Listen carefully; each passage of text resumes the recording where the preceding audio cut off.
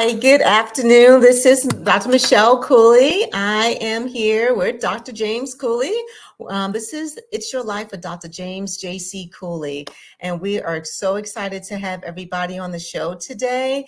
Audience, we're excited to have you. Please, whatever mechanisms that you're using to watch the show, whether it's YouTube, Facebook, LinkedIn, any of our over 45 live streaming platforms, please, our guests today, just send questions, provide your comments, and we'll get right back to you. So we have an interesting guest on the show today. She's a first-time guest. I'm not gonna, spill any secrets, but we're really excited to have her on the show. So It's Your Life with Dr. James J.C. Cooley is all about motivation, education, and inspiration. And the guest that we have today is all about that.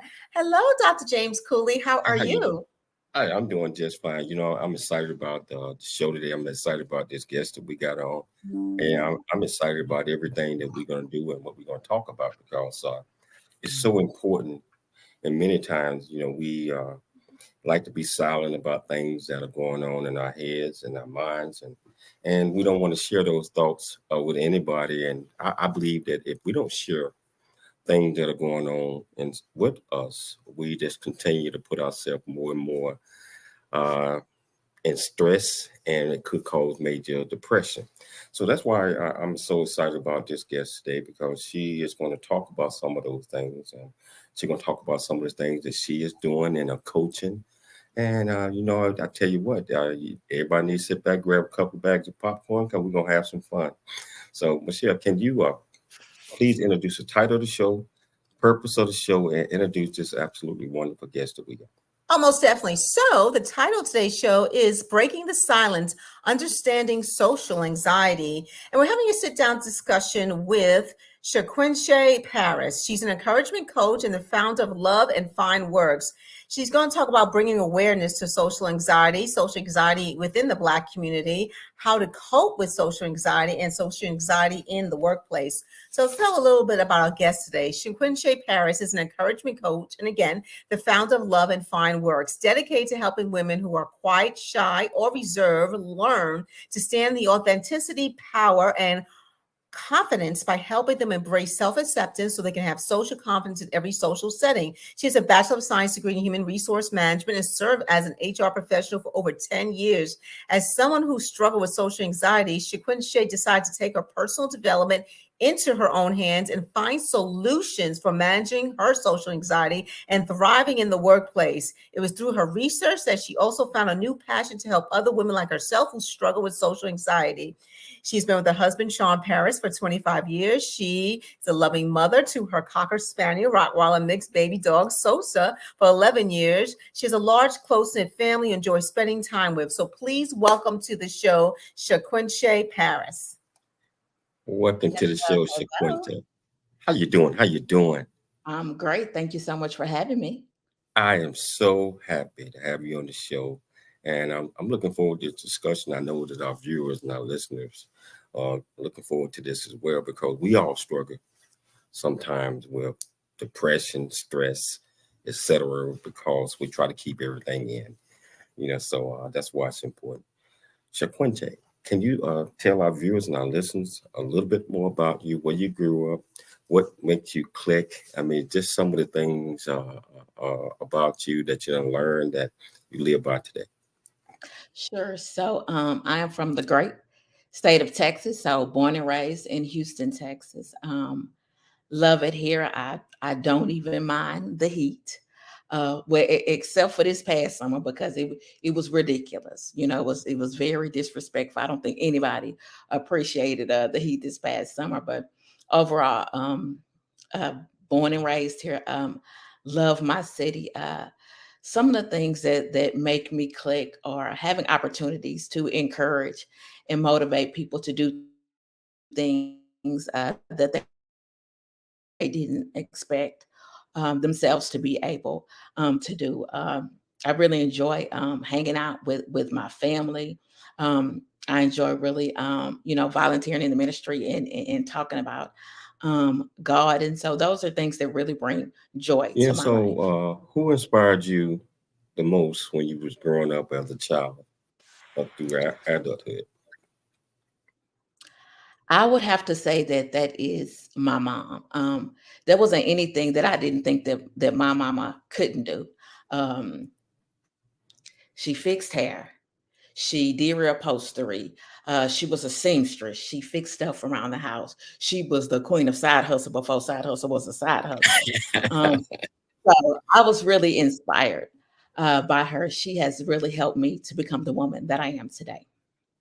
Did you have any other mentors that helped shape your way as you was coming along? Different people that I worked with really helped to push me outside of my comfort zone and really mentored me and within the community that I grew up in. I also had a lot of people to really support me and to let me know that the things that I was dealing with was okay and there was no need to be ashamed. Yeah. So dealing with things, there's no reason to be ashamed because I believe that we have to. I mean, we have to depend on others to help us through because it's kind of like family. I believe family, even friends, can be considered family because if you trust them and you believe in them and you know that they can help you out, just sometimes just by being a listening ear, I think all of those things are so important to whatever getting past any challenges or issues that we might have. You know, I got to throw a wrench in here because I do Okay. this with all of it. So if you had to pick a word to describe you, an adjective, what would that be and why? I would have to say that it would be resilience. And that's because I can't stop. I won't stop. I'm gonna keep pushing forward, no matter what the struggle is. And I have endured a lot of struggle. I've had a lot of childhood trauma that I've had to endure. Of course, I've had hardships and trials as an adult. But I didn't let that stop me. I didn't grow weary. I didn't grow tired. I continued the fight. And I really do believe that endurance makes us complete. And in order to build endurance, you got to go through some things. And so I'm actually very appreciative of all that I had to endure because it's made me the determined woman that I am today. And you are absolutely right. I believe in order for us to be able to know where we're going, and I'm talking about we have to have a path, and on that journey, there are always going to be some roadblocks that's going to throw us off course, or we're going to get knocked down. We're going to get knocked down. And many of us don't want to get back up. Once you get knocked down, you just want to stay there and just work. But the resilience is being able, I believe, to jump back up and say, hey, I am determined. I'm determined to do whatever I have to do to make sure that if I'm not on the right path, I'm going to make sure that I get on the right path. And if I need some tools to help me out, you know, just have to, first of all, believing in the Lord, I think is important. Secondly, is making sure that we are staying on the right track and we do the right thing. So I think I lost my camera for a second. It's come back in a few minutes. Uh, so, Mrs. Paris, what made you decide to major in human resource management uh, in college? Excuse me. Well, that was really just a natural progression. So I started working early and I initially started doing temp or contract work. And a lot of that was in the human resource field. So I was able to really gain a lot of knowledge, able to gain a lot of experience. And so that afforded me some opportunities to work in HR. And, I knew though that at some point, if I wanted to further my career, that I would have to seek a degree. So it was only logical that I do an HR degree. So what's the most challenging aspect of working in human resources in your experience? Well, for me, it's ironic, but it was really the human aspect part of the job. And don't get me wrong, I love helping people. I love helping them to solve their problems. I love a good process. I love data analysis. I really enjoyed what I did. But what I didn't enjoy was the social interaction that's involved in the HR profession. So there was a lot of meetings, a lot of events and engagements that I had to take part in because that's just, part of the job. And somebody struggling with social anxiety, that's a lot. So I had hurdles that I had to jump over every day. But because I am that resilient person, I found a way to push through, and I found a way to excel in my job. Yeah. So yes, HR. I went to school for quite some time in HR myself. But that could be tough by itself because in making decisions, especially in the employment portion of making decisions for others, is challenging and can be stressful because we have to go by the rules and regulations that whichever organization or corporation that you're part of. So you say you've been in for quite some time, the HR. What's the most rewarding thing that you get from your job? I know there's challenges, but there are also rewards. So just being able to help people, that's just the greatest part of the job. Being able to see people take pride in what they do. So helping people to develop and to really, like I said, I really love helping people to do things that they didn't think they could do. And so in HR, you get the opportunity to help people to develop. And so that was one of the things that I really enjoyed about my job, was helping people take it to that next level. Wow. And, every organization needs good people that understand and are out to help people identify their strengths and weaknesses, and also help encourage the department or divisions or et cetera, whoever that you represent in the company. You know what? We're going to take a station break, but we're going to come back. And we're going to pick it up wherever you're watching this at, whether you're watching it on 860 Television Transfers TV, YouTube, LinkedIn, Twitter, over 45 other live streaming mechanisms. If you want to be part of the conversation, all you got to do is just go to the comments. Ask this great guest any questions that you might have. I promise you we'll get you an answer. Yes, your life. We'll see you shortly after the break. I never wanna leave. Yeah, I'm right where I wanna be. We got something you and me. And I can't get rid of this feeling. Just like a magnet, we're just like a magnet. The things we have can't be taken for granted. Now I know that it has always been you. I can't help it, I'm so drawn to you. Just like a magnet, we're just like the magnet. The things we have can't be taken for granted. Now I know that it has always been you. I can't help it, I'm so drawn to you. Hey, I'm so drawn to you. I'm so drawn to you. Yeah,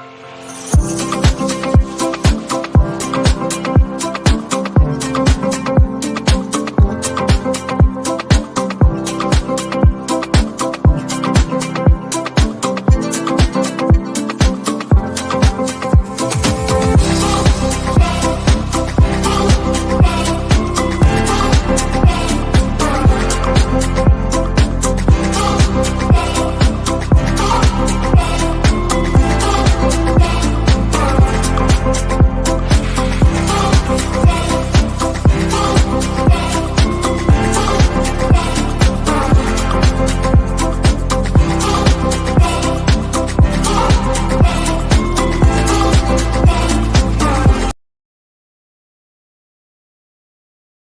get a chance to know who you are.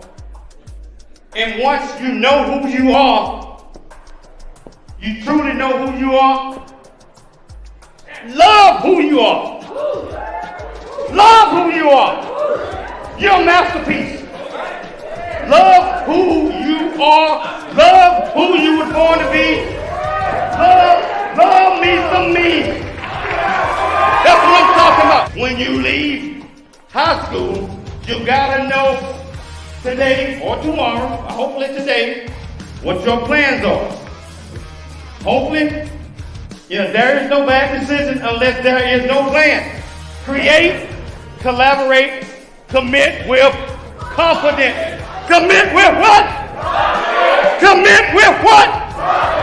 And everything that you do.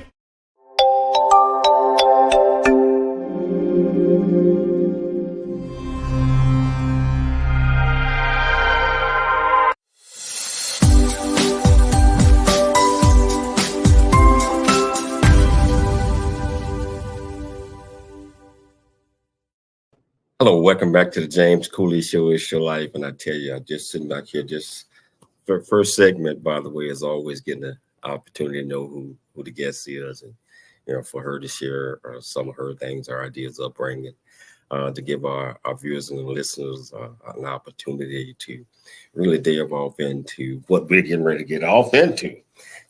So I tell you, if you want to be part of the conversation with this great guest, Shaquisha, I probably messed up her name. I know I'm gonna do it, but I call her Miss Paris, but I ain't gonna do it. I'm gonna call her Shaquisha. So if you want to be part of the conversation, whichever platform that you are watching this on, all you have to do is just go to the comments, ask any question that you might have. Promise you we'll get you an answer. So Shaquisha, you are an encouragement coach. Can you tell our viewers and listeners exactly what that is? Sure. So really, an encouragement coach is similar to any coach. So what I do is really instruct and guide a person to achieve an end goal. But in regards to exactly what an encouragement coach is, it's really a terminology that I created, a term that I created. Because I really like the definition of encouragement. And that definition is the action of providing someone with support, with hope, and with confidence. And so as an encouragement coach, that's what I want to offer to the women that I serve. So I want them to know that there is hope. There is hope for them in overcoming social anxiety. I want them to know that I will support them in their journey to overcome social anxiety. And I want them to know that they can have full confidence, and that I certainly have full confidence that they can and they will overcome social anxiety.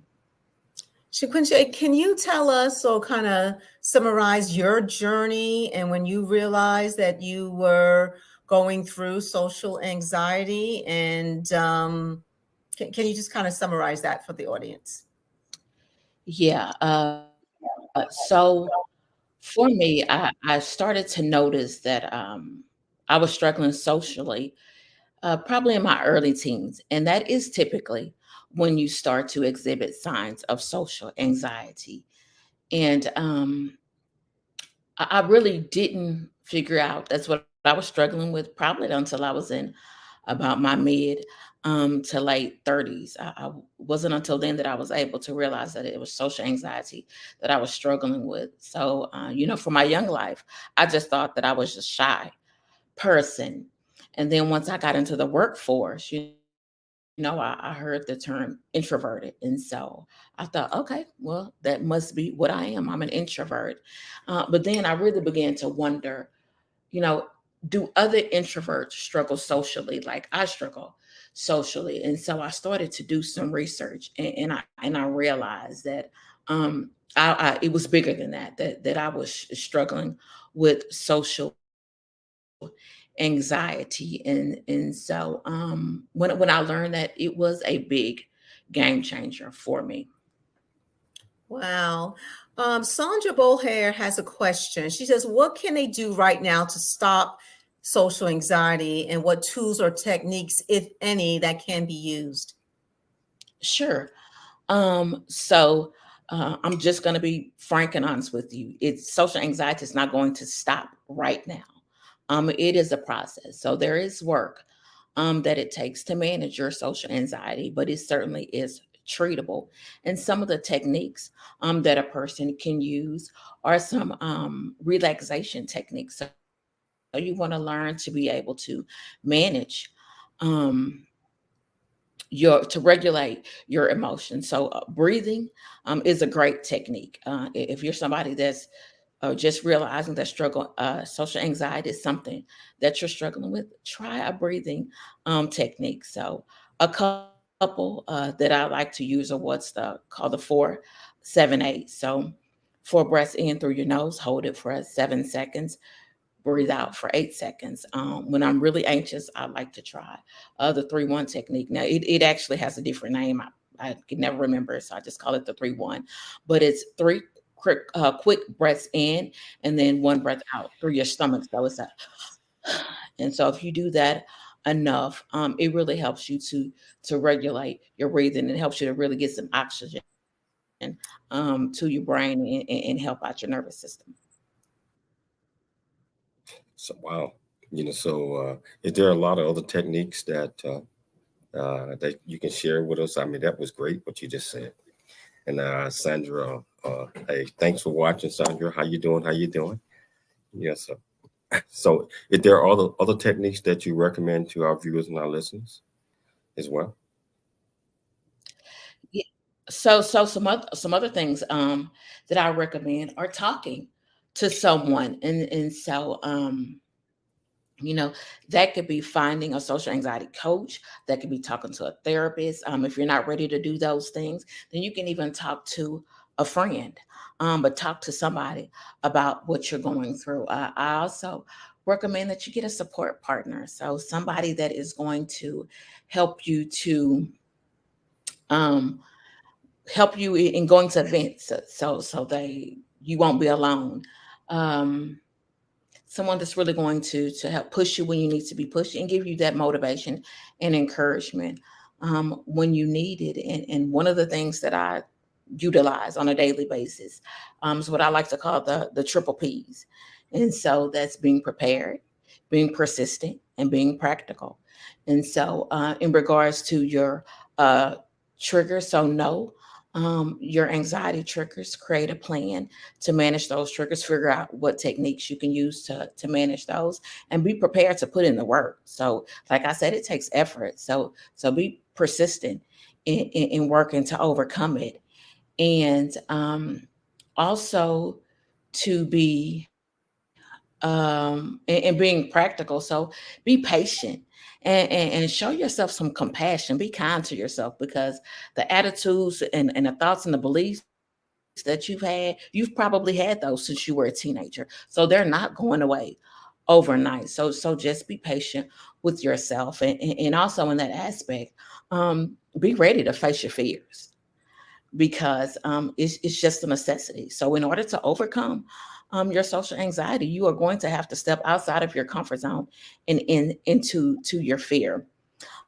Sandra, do you mind if I answer the question that popped up, Dr. Coie? Oh, yes. It says, Absolutely. Absolutely. First of all, before you answer that question, why don't you tell our viewers and audience, Bill, what is your definition for social anxiety? I mean, what is social anxiety? Sure. So social anxiety is, well, you know what, let me step back for a second. Let me actually say what social anxiety is not, because I think it's really important. What it's not is all in a person's head. So a lot of people think it's just me, or you hear a lot of people saying, just get out of your head, just get over it. It's not quite that simple. Social anxiety, although it is mental, it manifests itself physically. It is real. Another thing that people say is that shyness, or think is that shyness and social anxiety are the same things. They are not.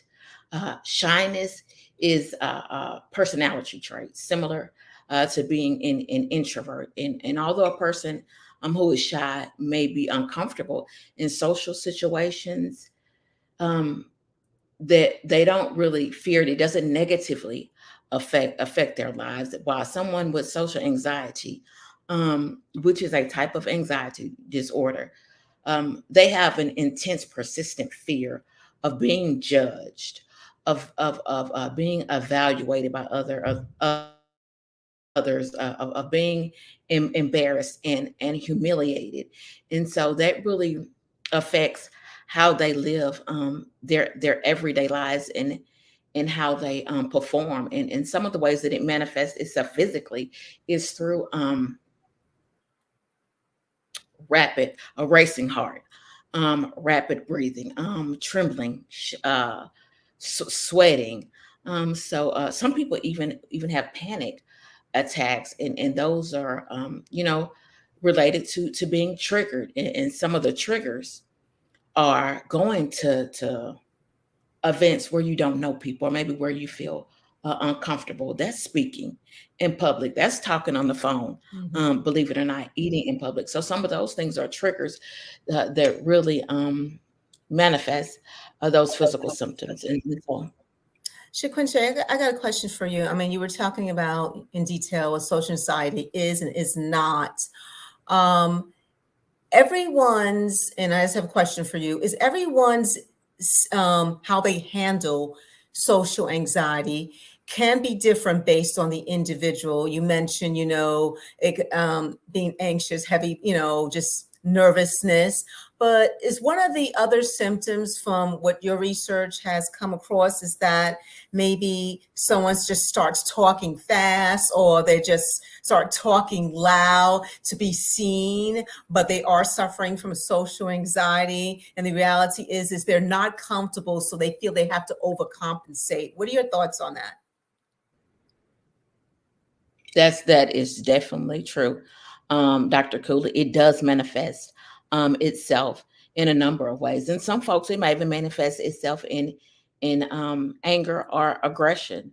And so yeah, so it's not the same for everyone. No, it is you see it more frequently, that a person is more reserved, but they certainly can be more talkative, just because for them it creates more comfort. It's just more easier for them to talk. So there are certainly different ways that social anxiety may manifest itself. Okay, now we want to get back to the question. I wanted our viewers to know exactly what that was. Now, Sandra got a question for you. She said, "That great. Does meditation or affirmation helps in calming, I guess, getting past certain things or social emotional behavior? Can you talk about that?" Sure. So yes, I believe that affirmations definitely help, because it's like I said, it's mental, so it's a mindset. It's beliefs that you've in having ingrained in you from years of different experiences. And so yeah, you definitely need to change your way of thinking, and affirmations can certainly help you to do that. And so it's great to always ask yourself why, and then when you ask yourself why, really go a little bit deeper, and then ask yourself, is what I believe really true? And then create affirmations to the opposite of whatever belief that you may have. So if I'm not really good at small talk, rewrite that. You know, I do great at small talk. Yeah, I'm the queen of small talk. So really change your way of thinking. You say it long enough, you start to believe it, and you start to feel it. And in terms of meditation, I don't do meditation, but I do prayer. And I know everybody doesn't believe in God, but if you do, and just in my experience, prayer has been a great tool in helping me to cope with social anxiety and get through some of my toughest moments. Wow, I believe in prayer. I mean, most important in everything that we do. especially when you have faced with challenges. Sometimes challenges are put before you, I believe, that's going to test you. Going to test you whether how much you believe in yourself, how much you are willing to endure some of the challenges you're going to have by going out and asking for help. I believe all of those things are so important. I believe what you're talking about, all these great things and ideas and that you are talking about, because experiencing things through yourself, meaning that through your path, through your upbringing, and whatever that might mean, we're able to relate that to others. So, but we're going to take a station break, but we're going to come back and we're going to pick it up with this great guest of mine. And if you want to be part of the conversation, all you have to do is go to whichever platform you're watching this on. I see that our numbers are really, really up there. Whichever platform that you're watching this on, all you have to do is just reach out and ask this young lady any question that you might have. I promise you, we'll get you an answer. It's your life. We'll be back shortly after the break.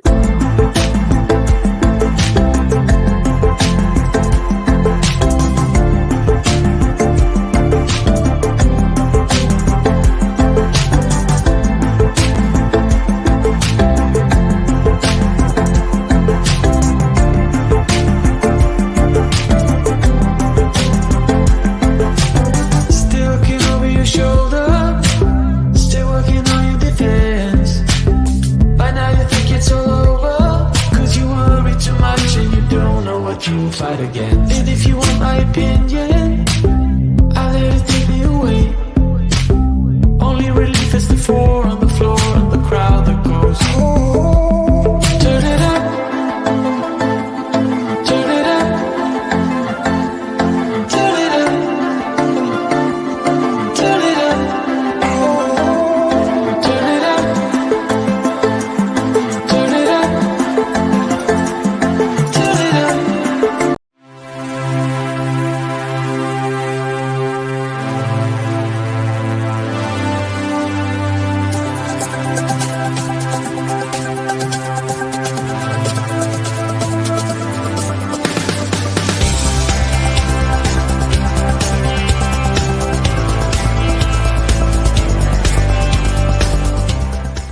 Hello, I'm Dr. James J.C. Coie from the United States of America, and I am here to just say, first of all, I'm so happy and honored to be on it, to be in the Coffee Book 2023, Unified Brain Z and the other organizations. Thank you so much for giving me an opportunity to be a part of this collection.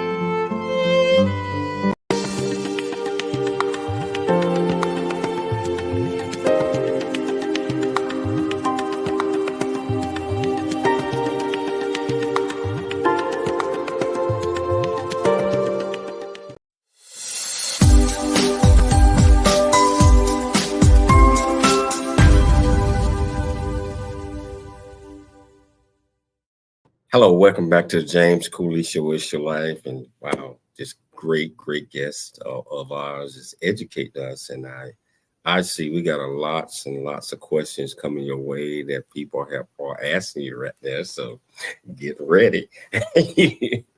But you're very knowledgeable in this topic, and wow, if anybody looking for a coach, this is one of the ones that you might want to seek out for.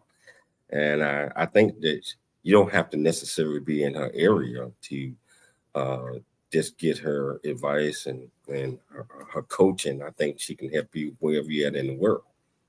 So yeah, so I tell you, Shaquisha, I'm impressed and what you're doing and your answers and it seems like I can feel the passion before you even answer a question. You think about it and you want to make sure that you deliver the right answer. So I commend you for that. I commend you for that. So we got about 6 questions that I'm gonna put up here shortly, but I want to pick it up from what you was talking about. You were talking about affirmation, meditation. You were talking about all of those type of things.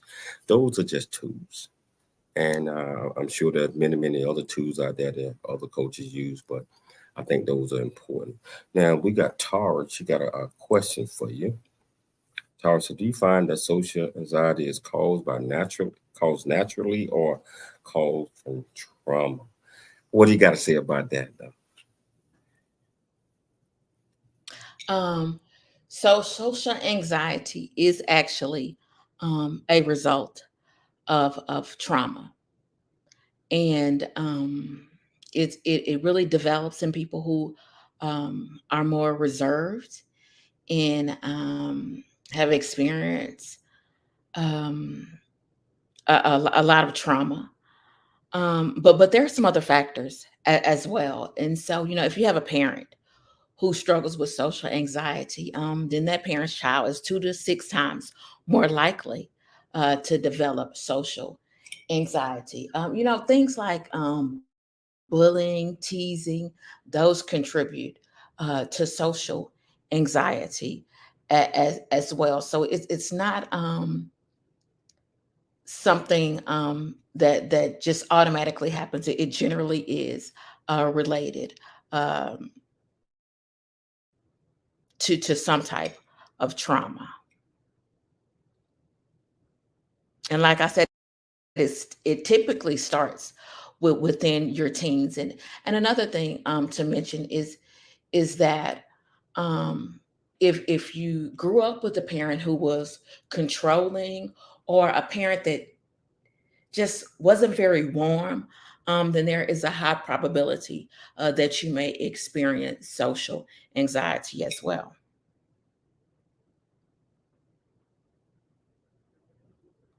But a great question. Great question. Let's see. We got another question that Panda JC asked. Yes, the question is, for me, it's a shaky voice. I can speak one-on-one with someone, but if it's multiple people, I get so nervous. How can I keep my voice calm and steady? And after you answer that, Shaquisha, I have a question for you. Okay. So you can breathe.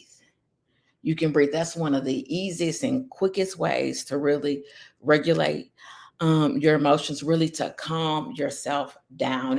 And really nobody can see you even breathing. So you don't have to worry about what other people are saying about you, thinking about you, because it's easy to just, take some quiet breaths. So yeah, I recommend just taking some deep breaths to really calm yourself. Okay, social anxiety. I know you mentioned it's mostly from a trauma, either the person experience or maybe somebody within their family, parental figure. But is social anxiety, could it be also, you know, based on maybe somebody not feeling confident within themselves and always thinking about what other people might be thinking about them, minus any trauma? So I'm talking about self-confidence, because everyone suffers from self-confidence in one way or the other. But let's say no trauma, parents are great, nothing the person has went through. Could it be that they're just not secure within themselves, or just just have high self-esteem? What are your thoughts on that? Yeah. So how I would answer that is, um, yeah, if they haven't experienced any trauma, like you said, if they have great parents, if they are not experiencing the extreme fear of being judged, or evaluated by others, then it just may be a matter of lack of confidence. So it is possible, to simply lack confidence, but where the social anxiety part comes in is when, there's fear, involved. So how does and I know it's in the Black community, sometimes we want to be resistant, saying, "Oh no, it doesn't happen here," but it does. How does social anxiety impact the Black community? It impacts us in a huge way. Let me first say that when it comes to mental health, the Black community, is underserved, and I mentioned how, social anxiety, can be a result of trauma. Well, we know that in a lot of our Black communities, that there's a lot of violence, and over these last few years, there's been a lot of violence directed towards, those from the Black community. So yeah, so there's a lot of trauma there, and when, we think about, mental health as well, 20% of Black people, uh, develop anxiety, but we are far less likely to get treatment, when we suffer, with mental health. And when it comes to our young people, so young Black people are at a higher risk of developing, anxiety, among some other, mental health disorders. And then when it comes to the suicide rate amongst young, Black people, it's increasing at a rate higher than any other, non-racial. I'm sorry, than any other racial group. So it is so important that we let our young Black people know that it is okay for them to not be okay, to say something if they're struggling, and to know that we love them, we support them, and we'll continue, um, to care about them and treat them the same, no matter what they're struggling with. Um, and we talked about it earlier about how social anxiety can manifest itself differently, when it comes to Black women and it comes to Black girls. For some, social anxiety can show up differently. Rowena Abentes Dobson wrote a great, article. She's a fellow, mental health, advocate, and she talked about how, because of the angry Black woman stereotype, how that is so prevalent and so common and widely accepted, that a lot of Black women find it easier to display, aggression and anger, rather than to really display, anxiousness and fear. And it's sad that it's the world that we live in. But it is. And so, as strong Black women, we need to know that it is okay for us to not be okay, as well, and to let people know when we're struggling mentally, we can be both strong and be vulnerable as well. Wow.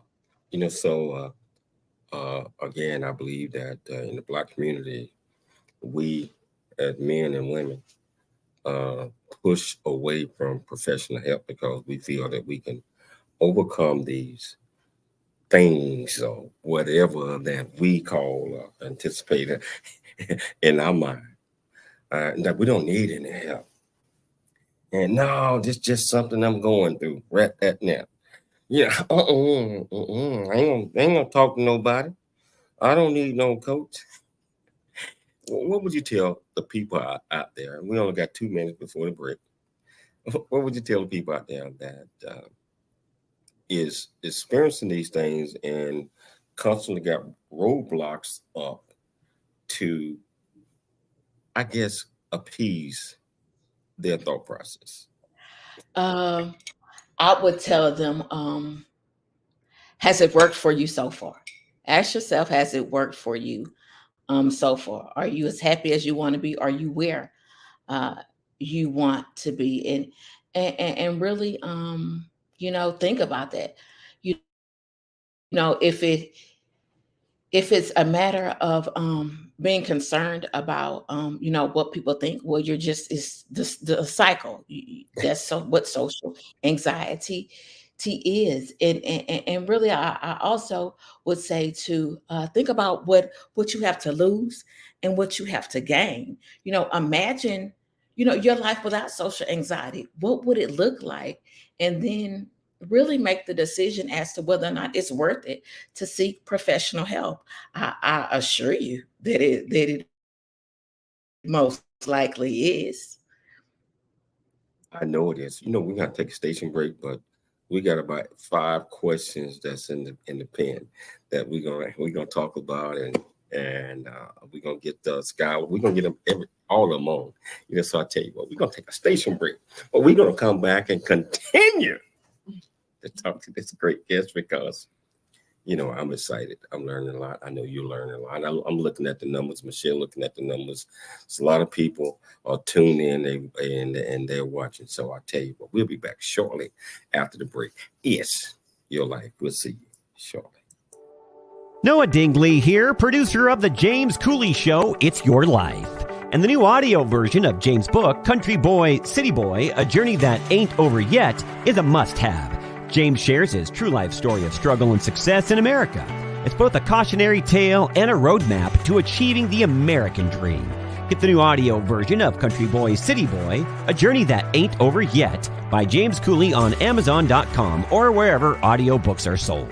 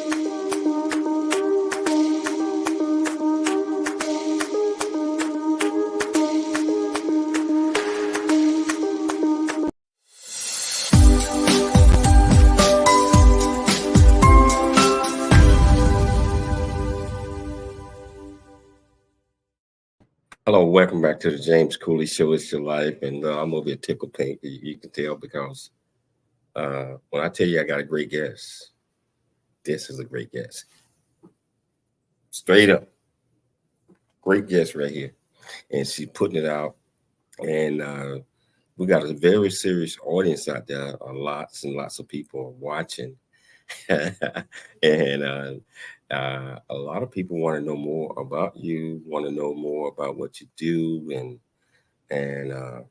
Sandra she asked this question right here. She said, "You are very knowledgeable in this area. Are you available to speak at conference or seminars?" Sandra, yes, ma'am. I certainly am, and would love to attend a conference or a seminar and bring more awareness to the issue. So, yes, ma'am. Contact me. Reach out. And you also you got Skylar. At Sandra. I second that. I would love to hear her speak at a conference. Please keep us informed if this can happen. I am there because this is certainly a topic that needs to be brought to light. What you got to tell Scott? Yes, I totally agree that it needs to be talked about more as scholar. And yeah, so I will post it on my page. Once I'm invited and get the details, I certainly will share with everyone because I want you to attend if you can. And you know, Skylar continue to have more questions. She's like, great question, Dr. Coie. When I asked you about growing up mentally ill and all them talking about people growing up having these anxieties and social anxiety, you know, that never are discussed and they want to sweep it under the rug and pretend like, oh, you talking to me? No, I'm just having a little problem. I get over this. So how would you answer that, Skylar? Yeah, I mean, especially within our community, is like you said, oh, I can handle this by myself. I don't need no. But it really hasn't worked. It really hasn't worked well for us. And I mean, these past few years, mental illness is really coming to the forefront. So I think it's becoming something that's more talked about and people are becoming more comfortable with. But I think that's the key. We just have to continue to talk about it. So talk about it at home, at school, at work. Really try to normalize it, because when we can normalize it, we start to feel more comfortable about it, and then people are more willing to ask for help, I believe. So yeah, let's stop sweeping it under the rug. Let's throw the rug out.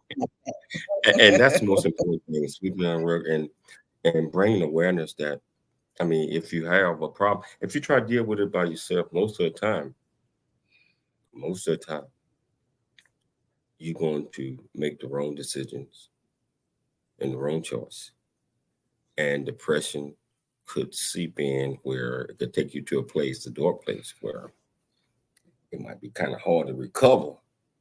So all those things are important. Now, Skylar got another question, like, for a person who doesn't suffer from social anxiety, how do we support a loved one who does suffer from it? Great question, Scholar. So you really just let them know that you, although you may not be able to really empathize with what they're going through, but that you love them, and that you are not judging them for what they're struggling with, and really be a source of encouragement for them. So find out how it is that you can be supportive to them. So just ask them, how can I better support you? Wow. One thing that we didn't touch on is social anxiety in the workplace. And, managers, bosses, et cetera, employees, I'm talking about co-workers, so and that's I can only speak for myself. It was in circumstances, a lot of co-workers, you'd have to looking like that. I can't trust. They gonna go, and she did this and he did that and all this other type, and it create issues and concerns because the boss, they might have the boss ear or whatever. And the person feels that they have no attention, they just sit back and think, how can I cope with this? How can I get an understanding that my boss got my back, my coworkers got my back? I just got this one kooky one over here that's going to make things worse. So how do you manage social anxiety at work? Really, it's the same way that you would manage it in your personal life. So really, you would kind of do the same things at Triple P. So you would really evaluate and be prepared for those triggers that are created in the workplace. So of course, they may be different than when you're at home. So you really need to create a plan for work and identify what triggers you at work, what techniques and things can you use to manage that anxiety at work. Again, just be persistent in working it out. and you know, be practical. So like you said, it's always one kooky one. So not everybody is going to be on board with what you're trying to do. So one thing that you certainly can do, and that I advise a person who's struggling with social anxiety to do, is create a communication plan. And so really what that means is just identify your preferred way of communicating in different work situations, and then share that with your team, share that with your manager. And of course there will be somebody that won't adhere to your plan. And so guess what? You get an opportunity to identify that as a trigger and find a technique to be able to manage that. Okay, we're down to the last 2 minutes of the show. Real quick. And one other thing I would say as well We're down to the last 2 minutes of the show. is, if you feel comfortable with your manager, just let your manager know. Okay. Hey, real quickly, can you tell our audience about the Love and Find work? We got 1 minute to do that. Can you tell the audience about Love and Find? Yeah. Sure. Founded 3 years ago. It's a passion of mine. We're dedicated to helping women who struggle socially really learn to embrace self-acceptance, appreciate their flaws, and acquire social confidence so that they can be able to be in any situation and be comfortable. And we do that through coaching. We do that by utilizing different frameworks and programs. And we also work with companies to help them train their managers on how to manage social anxiety. How can people get in touch with you if they want to reach out for your service and your help? How can they get in touch with you? 30 seconds or less. Please reach out to me on Instagram under ShaQuinnsha. You can also reach out on Instagram under Love and Find Works, via Facebook, ShaQuinnsha. And if you're a company, you can reach out on the website, www.loveandfindworks.com. ShaQuinnsha, I want to say thank you for taking the time to come on the James Cooley Show. I think this was great. You know, I thank Dr. Michelle Cooley for putting together another great show. Sandra, thank you so much for recommending this guest. My viewers, thank you so much for tuning into the James Cooley Show. It's your life on Monday through Friday, 12 p.m. Pacific Standard Time. And I tell you what, we got to go right now, but I want everybody to always dream big, think big, and be big at everything you do. We'll be back tomorrow, same time, same place. Is your life. We'll see you then.